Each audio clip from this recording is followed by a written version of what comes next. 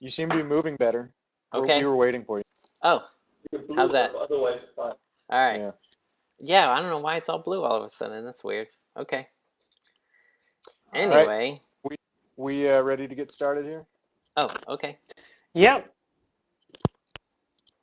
All right. All right. Welcome everyone to the SUMO meeting for September 10th, 2012. As you can probably tell, we have a lot of people out.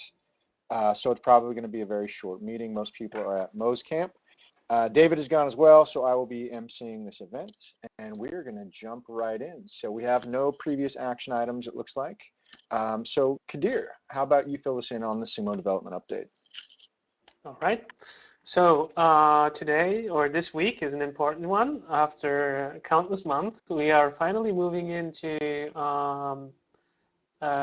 open up the new IA and the new design of our site for all visitors. And what we'll do first is over the course of this week, we will open this up to contributors, then to 1% on Friday, to 1% of our visitor base to see how that goes down. And if everything goes well, we will open this up to all our contributors on Monday. So you will see this reflected in the sprints. In the 17th sprint that is still going on, we are working on the major parts of the site, which should hopefully all be done by tomorrow. The majority of this is already completely finished, so we are confident that all the user-facing parts are going to be done by tomorrow when the 17th sprint ends. Then in the 18th sprint, we will be focusing on the contributor-facing parts, and all of the smaller issues that come up that we are currently collecting in the Etherpad. So the majority of our time will be spent on cleaning up our act. The new design was a huge thing. It's touching every single part of our site. But we're doing fairly well. And hopefully by the end of the 18th sprint, we will have a very clean and modern new design and new site. In the 25% department, you will see a number of items for helping users, community, and for advocacy. So we will hopefully get to those, but our priority items are on the top, the design, the new design, because those are really affecting the usability of the site the most. So we will get to those first, and hopefully we'll have the time to get to the 25% items too. Yes, Michael. So where does all the things that are going in that Etherpad, where are they on this list? So you're still breaking up for me, but I heard that you were asking about the things that are mentioned on the Etherpad and where they end up. So we will file bugs as they are. So what I will do next, my next step is to go through that list and mark the items that are mentioned there as P1s or P2s, depending on whether we want to get them before Friday. So I will mark them, and then we will file bugs for them, and they will end up in the 18th sprint. Okay. And so Kadir, I see that the focus and refine is going to be included in the 18th sprint as well. Yes, that is true. Oh, so that will be, but that will be after Friday. That will be next week then. So we're only going to have about a week, you said, in between that and the focus and refine? Yes, that's the current plan. Okay. So we will have to see on Friday how many issues actually were brought up by our community, by people using the site. So depending on the number of issues and the time that we will need to fix those issues, we might actually push some of those items off as new, so pushing off new features into the next sprint. But right now, with the current scope of the changes that we need to make, it looks like we will be able to do the focus and refine feature next week. So simply because some of these pages are now going to have quite a few articles on them without that added ability of being able to narrow, I wouldn't be surprised if we see a dip in page views maybe over the next week. So we should just be aware of that. And then after the focus and refine comes in, it'll be much easier for people to find exactly what they're looking for. So we should all just be aware of that when we go to look at metrics for this. Yeah, absolutely. And please keep in mind, so until this week or until next week, actually, all of those improvements that we had were for English users only. So that was only for 50% of our user base. So moving on, we will have those improvements for 100% of our user base. So it might actually be that our click-through rates go up, but they would go up in aggregate, so for all visitors combined. And as far as I know, we currently don't track them individually. So we might actually see in our KPIs, we might see an uptick. But hopefully, after landing the focus on refinement feature, that will be even better. Good stuff. Yeah, it looks great. You know, super excited about that. And in fact, so one thing I wanted to mention is right now we're building a tool that is on par with any of the commercial offered out there, and that's pretty impressive. That's really amazing stuff because there's never been an open source support platform that even comes close. So this is a really exciting time to be a part of this project. That's great work to SUMO Dev as well. So big thanks there. Okay, moving on. Kadir, are you taking the UX section as well? Yes, I'm taking that as well. So our immediate next focus currently are the LTNN tools. As you know, that is our first roadmap item on the in the fourth quarter. So we are currently in the phase where we have, you can see that on the Etherpad, we have looked at the feedback that we got from our contributors, the biggest pain points. We wrote user stories for those. We estimated them together with development, and then we came up with a plan for the things that we want to take into in the fourth quarter. So now we are at the phase where we are starting to design those things. And on the LTNN tool side, you can see the stuff that is already happening this week.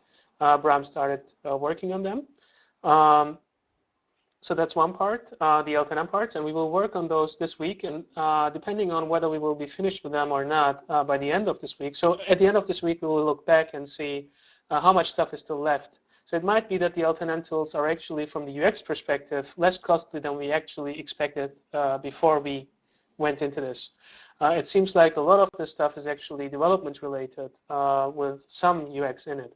And if that is the case, and we will be confident, or we will have the answer to this on Friday, we will then either continue working on the LTNN tools, or we will switch our focus to the mobile side redesign. So as you know, we already have the biggest parts of the mobile side ready. But of course, with the redesign, everything needs to be touched, every single part of the site, from the login to the private messages to the contributor forums. So it's a huge thing. We have this actually planned for the fourth quarter as part of getting Kitsune ready for Firefox OS, which basically means getting Kitsune ready for mobile.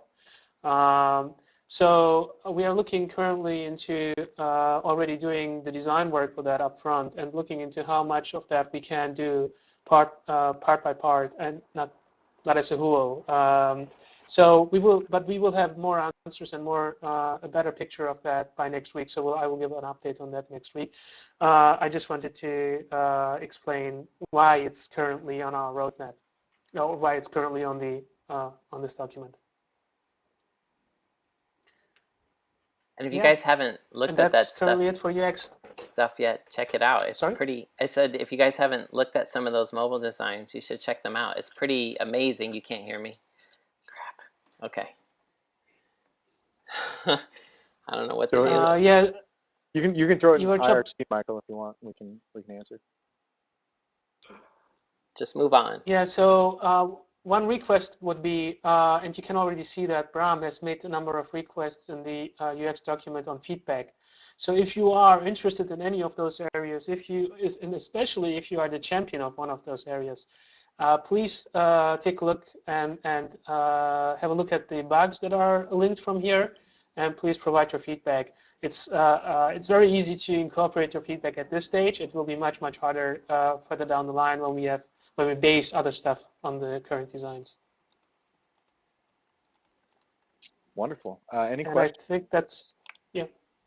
Anyone? Okay, great. Moving along. So I think Michael says the designs look great, and I think we all agree. The designs look awesome. We're all very, very excited about it. Okay, so moving along, I think we're into the roundtables. So Firefox desktop status updates. So as you may or may not be aware, 15.0.1 is now out in the wild. It is currently unthrottled. We're trying to get some uptake there. This fixes the private browsing issue that we saw in 15.0. We're still hoping to get better insights into a possible performance issue. So in early beta feedback, we saw reports that some people were saying 15 was performing worse than 14. We haven't found anything to validate that yet in release, but if anybody does see anything that may back that up, please let us know. We're trying to validate that metric.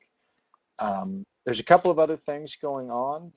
Tyler, do you maybe want to give a status update on just a few of the other issues that we're monitoring right now?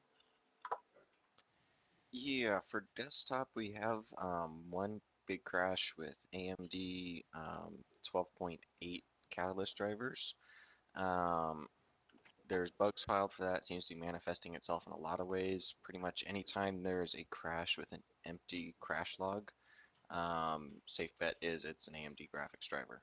So disabling hardware acceleration fixes that, and we're trying to figure out if it's an AMD issue, if it's a Firefox issue, and what we can do from there.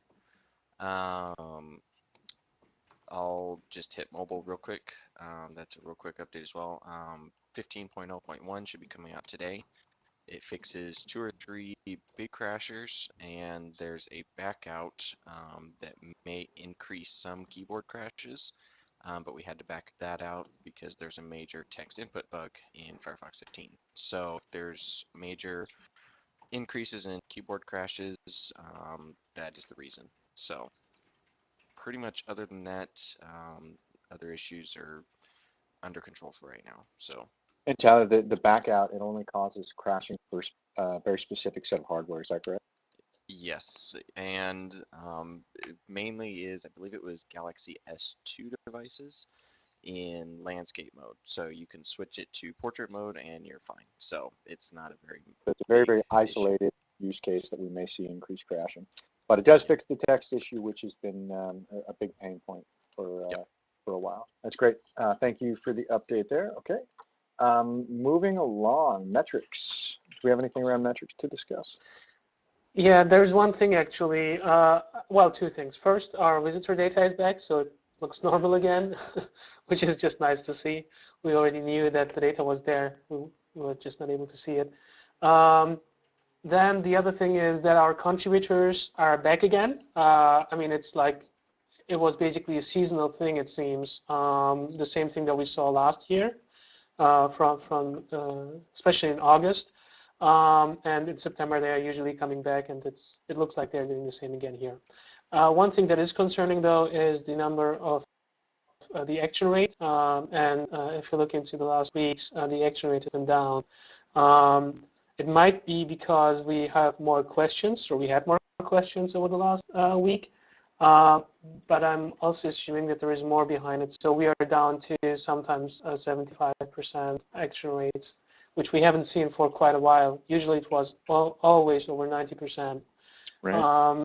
So I don't know exactly what to do about this. But I think we should do something, like maybe the SUMO days need to come back, and we need to be more active around, I don't know, inviting people to participate, making sure they don't think that we are all done already, or we are all doing good already. So Kadir, is there a chance that this is just like an anomaly in the data, or are we fairly certain that our action rate is actually down? Hard to say, but if you look at the KPI dashboard, you will see that over the last 2 to 3 weeks, it's been going down continuously. Tyler? Yeah. It has been going down, and just on the forums, looks like it's because there's been a really sharp increase in slightly more difficult questions. So that could be the reason. We can discuss that later, but that does look like it's the reason. So. Okay, so I'm going to capture an action item then for us to do some focused investigation there. And if it's an increase in more difficult questions, then maybe we can try to distill a common theme from those questions, and maybe put together some focused education around answering those specific types of questions, right? Okay, 1 second.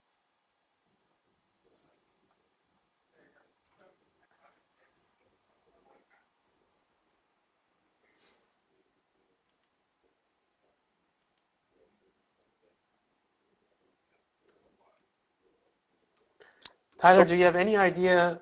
Oh, I think Go it's ahead. Tyler. He's still here. Oh, no, there he is. Tyler, do you have any idea why we might be getting more difficult questions lately? Not sure. I haven't been able to dig into it very much. Release was taking my time a lot, but there were a lot of increases in crashes and internet speed issues. Not Firefox being slow, but internet being slow. And then also Firefox not starting up. So it could have been a combination of those three issues, and I haven't seen any good solutions for any of those. So I think we need to dig into those and see if those are issues, regressions in 15, or if that's some sort of third-party thing. So All right. those seem to be accounting for a lot of the questions, though, on the forums. Thank you. Okay. Anything else around the KPIs? Okay. Michael, do you want to give us a knowledge base update? I was gonna, I don't know if you can hear me. I was gonna also just say that we still have those downward spikes. You guys can't hear me. I see you smiling. Look at IRC. Okay. Oh yeah, so Michael, if this is about the helpfulness votes, I just wrote on IRC. So yes, there are spikes in the helpful votes, but only on the helpful votes for the forum. So forum posts and the helpful votes that correspond to them. There is a huge spike in at least for a day over the last few weeks. And that is one of the reasons why we want to have, why we have the rate limiting in the current sprint, in the 18 sprint, because I looked at the last one, and that was someone just a bot basically abusing our voting system. We currently don't have any limiting in place, so anyone with the skills to do that can just game the system, so to say. And hopefully by the end of the 18 sprint, we will be able to stop that.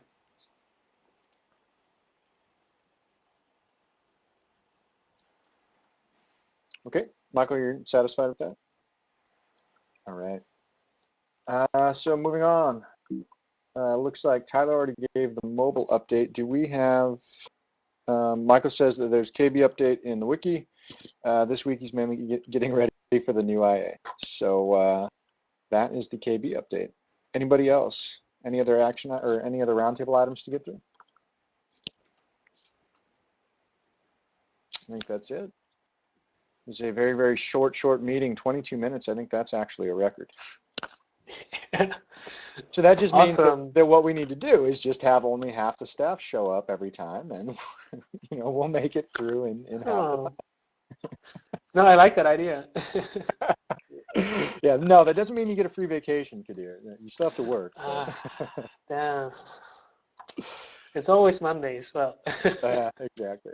All right. Well, another great meeting, everybody. Thanks so much for participating. Obviously, anything else comes up, feel free to jump on IRC, send an email. Other than that, I will see you all online. Thanks, guys. Thank you, Matt, and bye. bye-bye.